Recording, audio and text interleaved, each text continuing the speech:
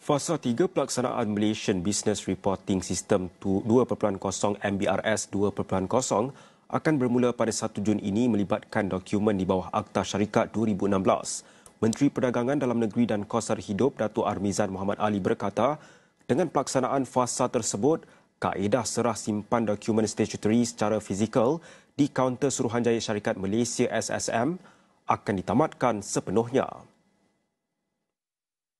Jadi dengan adanya MBRS 2.0 ini, penyerahan dokumen-dokumen statutory yang mandatory itu boleh untuk dibuat melalui online, melalui platform digital yang ada melalui MBRS 2.0 ini.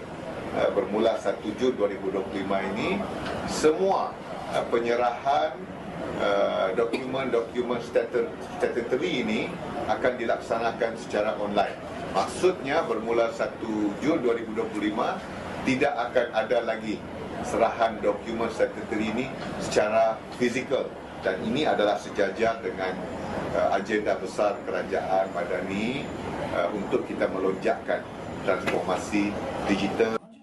Pengenalan MBRS 2.0 katanya akan memudahkan pendaftaran awal serta pematuhan takbir urus syarikat dan perniagaan secara digital sekaligus meningkatkan kecekapan sistem penyampaian. Armizan berkata demikian dalam sidang media di Miri, Sarawak pada Ahad.